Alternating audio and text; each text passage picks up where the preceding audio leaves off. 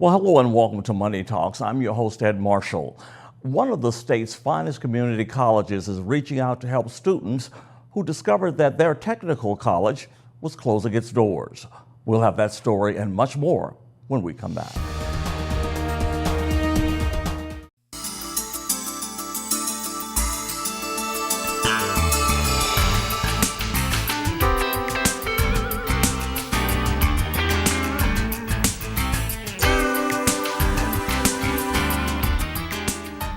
Fridays at 7 p.m. on LAE.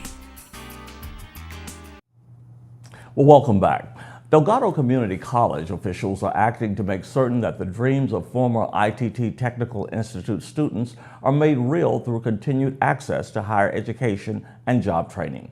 ITT Tech announced it is closing its campuses in St. Rose and Baton Rouge abruptly, ending the studies of over 2,200 students that were enrolled there.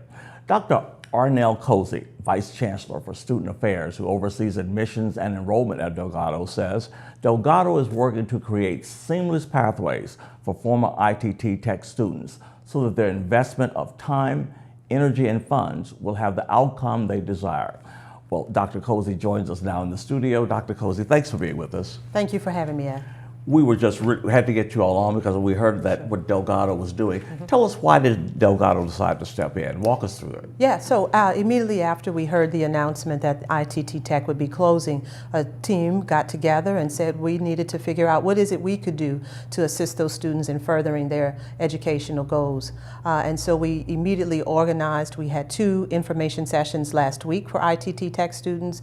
We have a website that's coming up this Monday so that we can provide them with all the information they need to determine if Delgado is the best fit for them, and we certainly hope it is.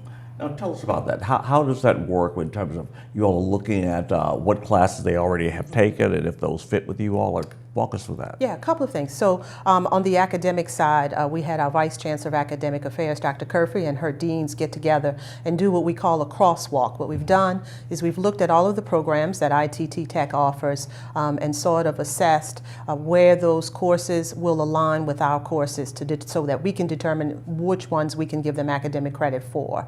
So we have that crosswalk. It is available on our website. The students can also get in touch and make appointments to see the advisors in those respective academic units for some one-on-one counseling.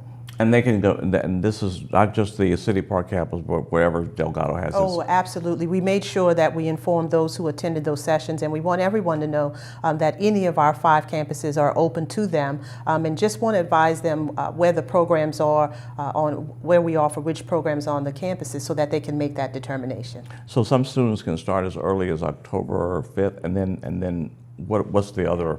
Yes, we've got 2 options. So we have what we call Second Start, which is an accelerated 8-week session.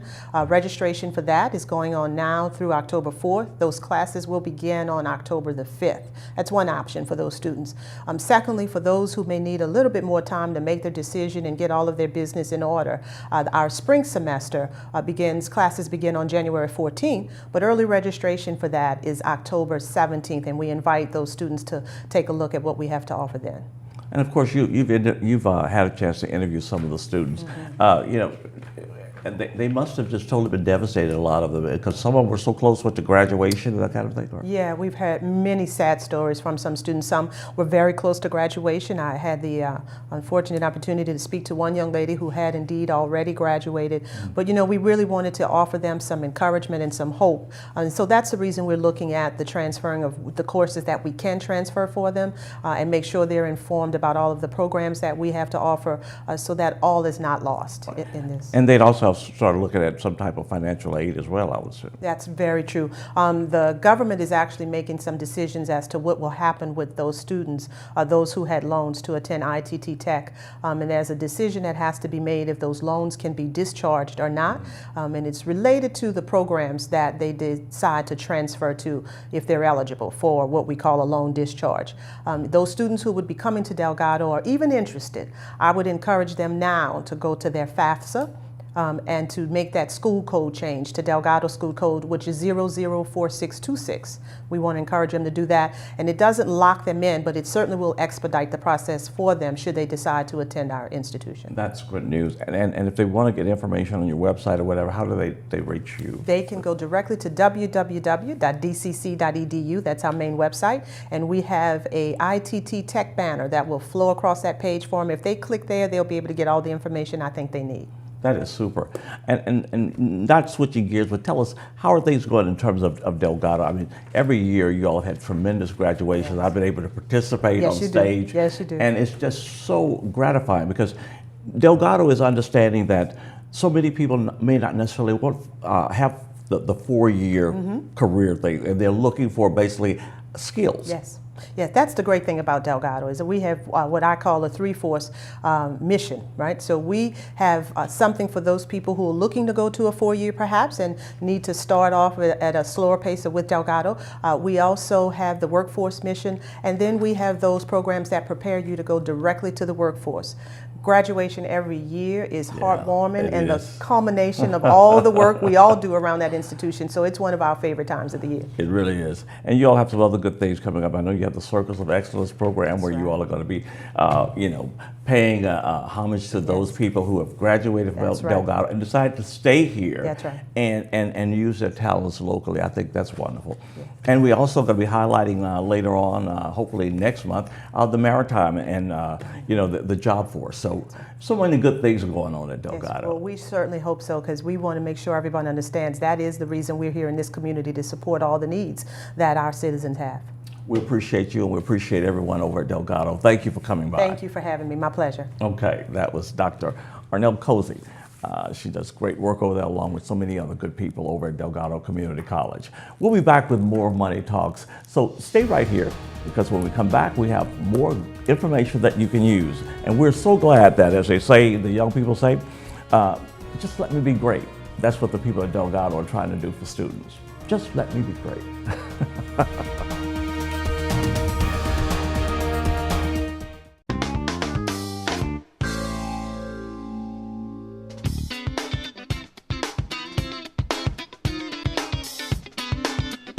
Weeknights at midnight on LAE. Welcome back to Money Talks. From Capitol Hill to local communities, there's much talk about tuition debt. How will students who graduate be able to pay back that debt and still be able to live? That's a question that Mr. Harold Jackson of the Gentilly area posed to Ashton Ryan. Ashton Ryan, of course, is our community expert that we go to basically help us answer some of the questions from some of our audience members. Let's go to Ashton now and see what he has to say. I think student loan is a real crisis in our country today. We have told everyone they need to get a college education to be successful and earn a good living, and yet at the same time, we've allowed them to borrow large sums of money, which are frankly unsustainable in terms of being repaid. We need to look at that as an industry, as a banking industry, and figure out how we can improve the burden by cutting the individual payment down to lower levels. Right now we have very low interest rates, and that's an effective way of bringing those payments down.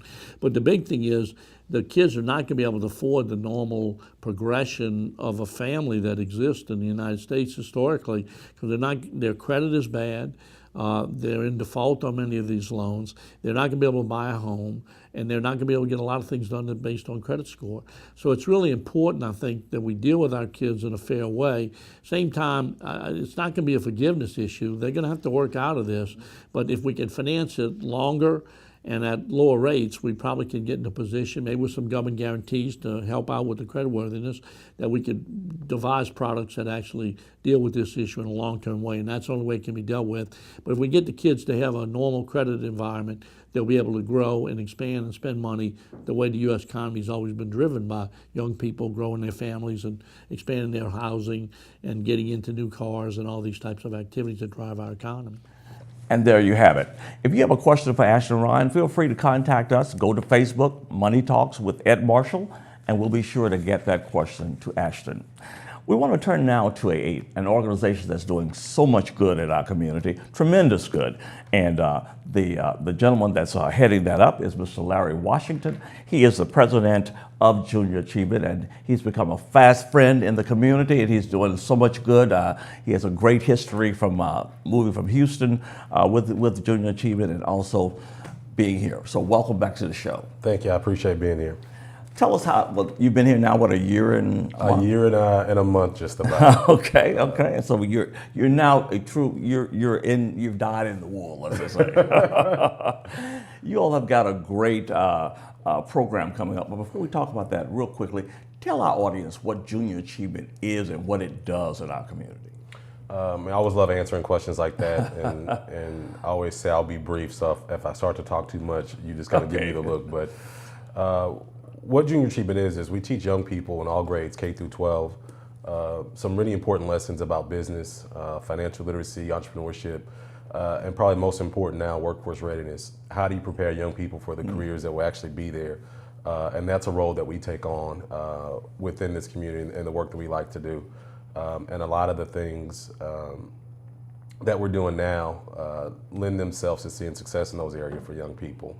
A lot of the collaborations we put in place with organizations like Youth Force NOLA and NORDC and other folks are allowing us to help prepare young people for the opportunities that will be there for them in the next 5, 10, 15 years. And that's key. And you also, you celebrate people who are doing good in the community and who are giving back. And that's part of your what's called the City Stars Soiree. And that's coming up October 7th. And it's going to be at your main camp, the main building there on 5100 Orleans Avenue, which is right there by City Park and Delgado. Tell our audience what the City Stars Soiree is, and also tell us who the people who are the people who will be highlighted this year. I'd be happy to do that. I mean, we just talk about the fact that we help prepare young people for careers in the future. We teach them entrepreneurship. What better way to kind of see that all the way through than honor folks who've actually been there, done that, and have become successful at it. So the City Star Soiree is an event where we honor 6 up-and-coming entrepreneurs, all under the age of 40, who've done great things in business, but probably more important, they've done great things within this community.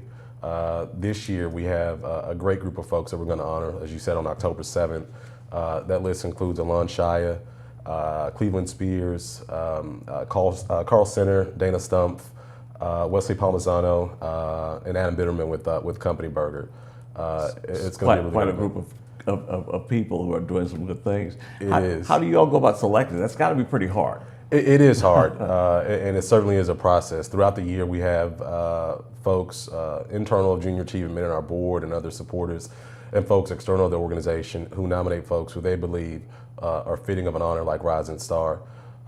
We go through a nomination process, and then we put together a committee that's both members from our board, past Rising Star honorees, and folks from the business community, and we have several rounds of voting in a room, and it gets a little bit contentious, but it's all in good fun, and it's all to, again, honor some really great people doing really great work in this community. And people that want to get involved or come out, how do they go about getting a ticket to this wonderful event? They can visit our website, which is www.jagno.org. One, they can find out lots of information about Jay and the great work that we're doing in the community. But there they can purchase tickets to the event. Tickets are just $50. We're going to have some really great food from about 25 restaurants throughout last year. Indeed.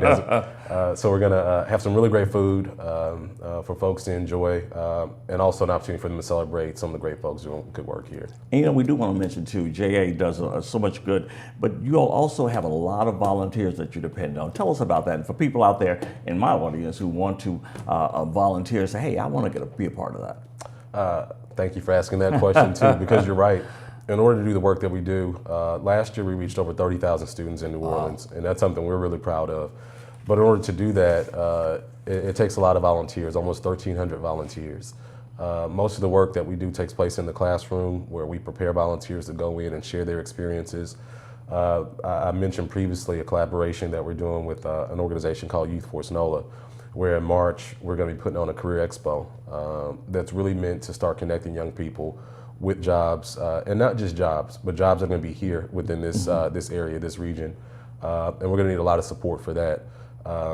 One of the other big draws that we have for volunteers, a program we do called Trust Your Crazy Idea, where young people actually do just that. They come up with an idea, they go through a 2-month process with us where we're having entrepreneur mentors come in, work with them one-on-one, and it all culminates with them doing a pitch at New Orleans Entrepreneurship Week for a chance at $10,000. And so all those great programs require the work of good people. So there's always a need for volunteers in our organization. That is super. We appreciate you coming out. That's Mr. Larry Washington, the president of Junior Achievement, who is doing a great job. And they always say good people always come from good people. So Larry, we want to please wish your mom a very happy birthday. I She has a appreciate birthday that. coming up. She does, and she'll appreciate it too. Very good. Thanks. Thank you for being with Appreciate us. it. That's Mr. Larry Washington. We have much more Money Talks when we come back, so stay right here. We appreciate our audience. We appreciate you taking the time to learn more about our metropolitan area. We'll be right back.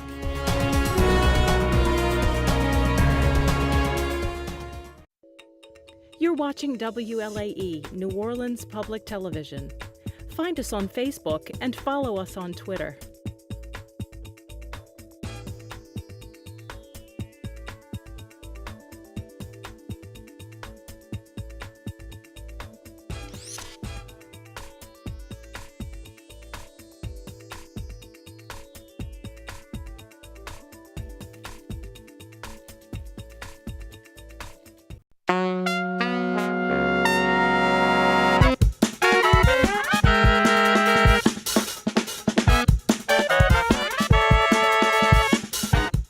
Wednesdays at 11 p.m.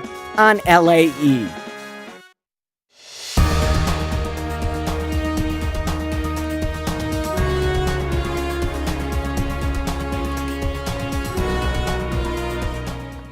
Well, welcome back to Money Talks. And of course, it's fall, y'all, as they say, for the month of October.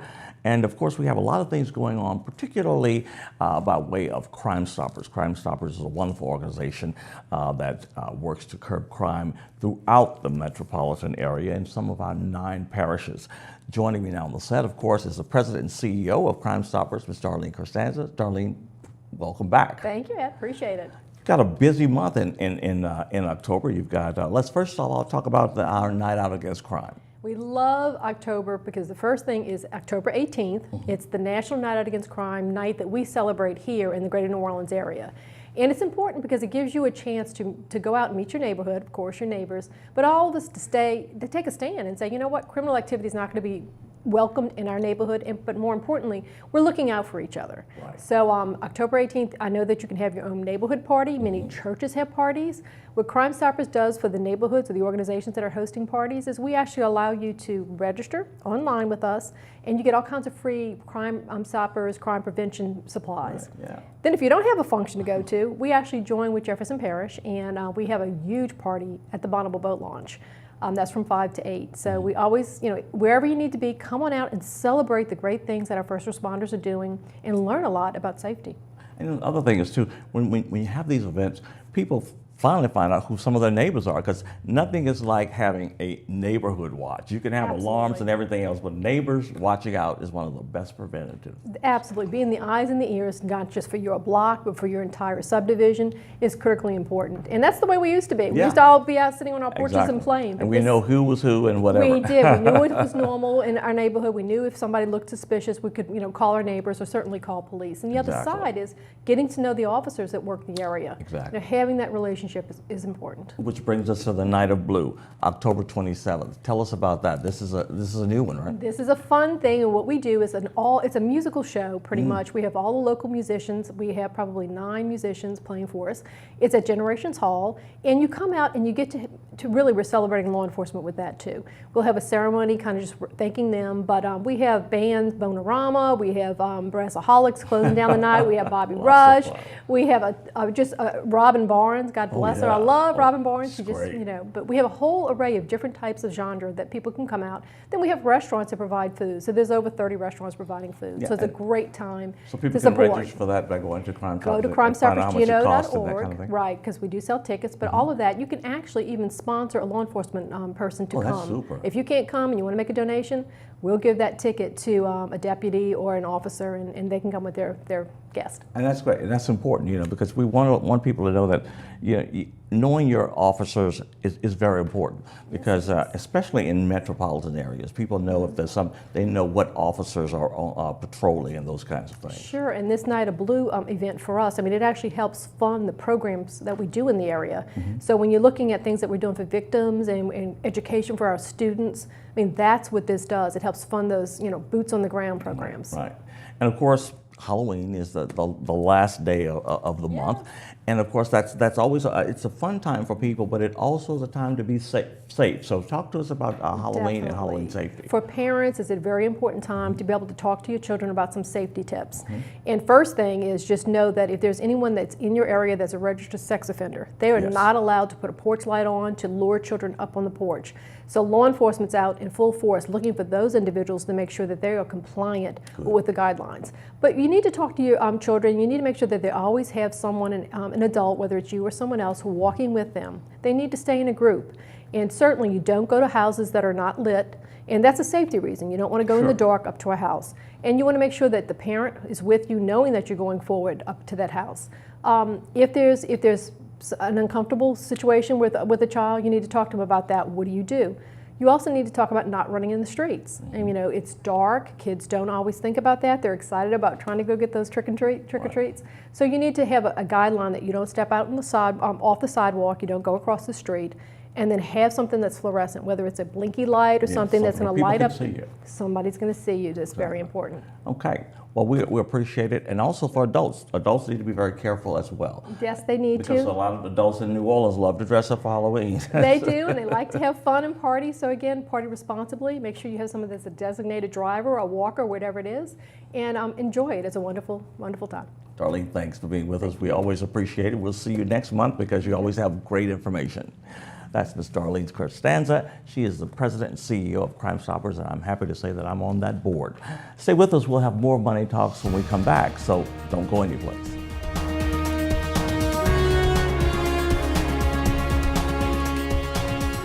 Hello, I'm Ed Marshall, money coach and host of the Money Talk Show.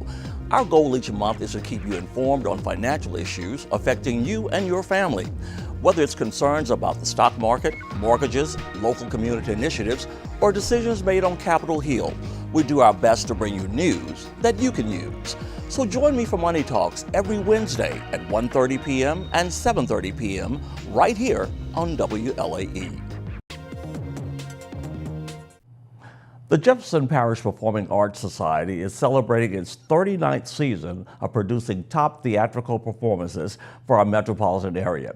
We had a very pleasant conversation with the maestro himself, Dennis Asaf, about the phenomenal success of the entertainment organization, upcoming productions, and the new state-of-the-art theater on Airline Drive in Kenner. So we're right now in the thick of what I call a great symphonic ballet that just happens to have incidental songs and dialogue called West Side Story. It's a huge cast of approximately 40 people. We've got 15 people backstage moving the scenery. It's so massive. And we've got a 30-piece wonderful orchestra in the pit. I'm having a great time. The month of October is very busy. We begin rehearsals immediately after West Side Story for Funny Girl, outstanding cast for that. We've got male dancers that we've had to import from around the country to specialize in tap dancing. We've got Funny Girl. We've got our fundraiser, our 21st annual fundraiser, Pasta and Puccini, which is an extremely unique event. Yes, it's a fundraiser. Yes, you have food. Yes, you have drink. Yes, you have auction items. But what makes our event super special is the Jefferson Symphony Orchestra is accompanying outstanding opera and Broadway singers. We have a whole plethora. And this year, we're excited that one of our celebrity auctioneers is Ronnie Lamarck, you know. he's the most interesting man, or he whatever, in that funny new commercial he's got. And Ronnie is actually going to be singing for us, so we're excited about that as well. After Pasta Puccini, we opened Funny Girl. We have our wonderful, JPS is very committed to youth programming, and we have our Seussical Junior happening in November. We get ready for our annual Nutcracker performance. Our Nutcracker, we invested in a new scenery last year. We bought the set from Kansas City Ballet, and what's fun about it is we bring in the ZFX Flying Company, and they rig up the ceiling, and Clara, on her way to the Kingdom of Sweets in Act 2, actually flies in on a sleigh, accompanied by two angels.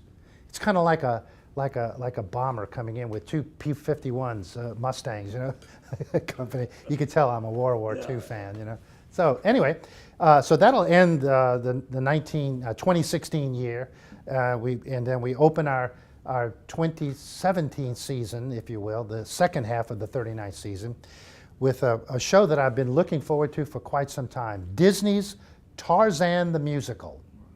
We're going to have 7 gorillas and Tarzan flying. Again, the ZFX company is going to rig up the stage. And Tarzan, if you saw Mary Poppins last year, Mary Poppins flew from the orchestra pit all the way over the head of the audience to the balcony.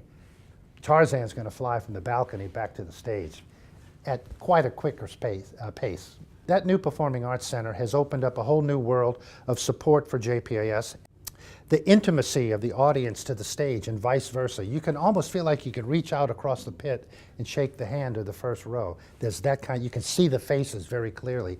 When we did the opera Rigoletto that you and your wife attended, we got 2 reviews from that, and both of those guys said, this is the finest opera house in the metro area. So there you go.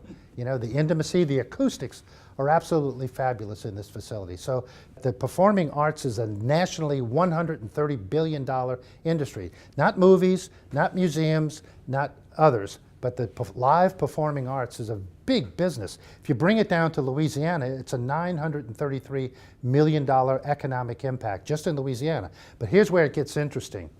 Orleans Parish before Katrina and Jefferson Parish roughly had the same population size, around 480,000. The economic impact of the performing arts in Orleans Parish in 2002 was $316 million. Jefferson Parish was only $16 million. The reason? Venues. Orleans Parish at the time had 38 venues in which an organization like mine could set up shop on stage, do a show, sell tickets, and create economic activity. Jefferson Parish only had 5, and really, the only real theater at the time was the Rivertown Repertory Theater, which seats 299. So we were generating, in East Jefferson High School, $5 million in economic impact, according to a study by Americans for the Arts. So you can see, you build it, they will come.